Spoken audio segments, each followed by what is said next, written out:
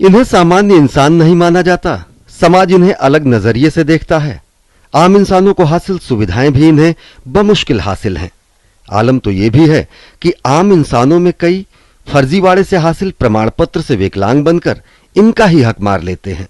Persons with disability act 1995 में समान अधिकार, समान अवसर और सामाजिक तथा राजनीतिक भागीदारी सुनिश्चित करने की बात कही गई है, लेकिन कानून में केवल 7 तरह की अक्षमताएं शामिल हैं, लिहाजा और लोगों को फायदा नहीं मिल पाता। सामाजिक न्याय के मानकों पर भारत निर्माण में जुटी केंद्र सरकार ने एक बार फिर से इनके सशक्तिकरण की अपनी प्रतिबद्धता को दोहराया।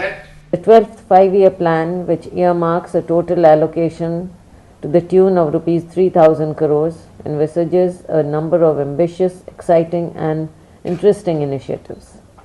These include setting up of a National Center for Universal Design, establishment of Indian Sign Language Research and Training Center, and setting up of Braille printing presses across various states in India. विडंबना यह भी है कि इनकी सही आबादी का आकलन 2011 की जनगणना के बाद ही हासिल होगा। सही आंकड़ा हासिल हो, इसलिए पहली बार 2011 की जनगणना में मल्टीपल डिसेबिलिटी की गणना भी शामिल की गई है। सरकारी नौकरियों में इनके लिए 3% आरक्षण है, लेकिन पद अभी भी नहीं भर पाए हैं। Education, employment, accessibility and social security need to be attended to with urgency that they merit.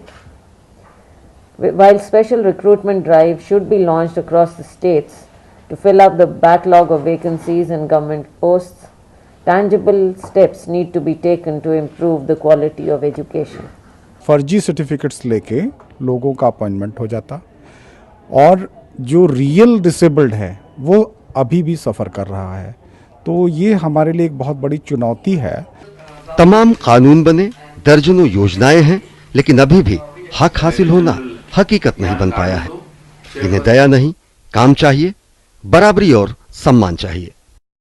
शारीरिक रूप से चुनौतीपूर्ण व्यक्तियों के लिए बनाए गए कानूनों की समीक्षा और भावी कानून की प्रारूप रेखा तैयार करने के लिए स्टेट कमिश्नर्स की यह मीटिंग दिल्ली में आयोजित की गई। ये बात उभर कर सामने आई कि केंद्र सरकार और राज्य सरकार की चैनलाइजिंग एजेंसीज के बीच जबरदस्त समन्वय का अभाव है। जरूरत है समन्वय की। शारीरिक रूप से चुनौतीपूर्ण व्यक्ति महज अपने शरीर से ही चुनौतीपूर्ण नहीं होता, बल्कि वो समाज, विज्ञान, इंसान और खुद भगवान के लिए भी चुनौती पेश करता है। Ashwini Kumar Mishra, DD news, Delhi.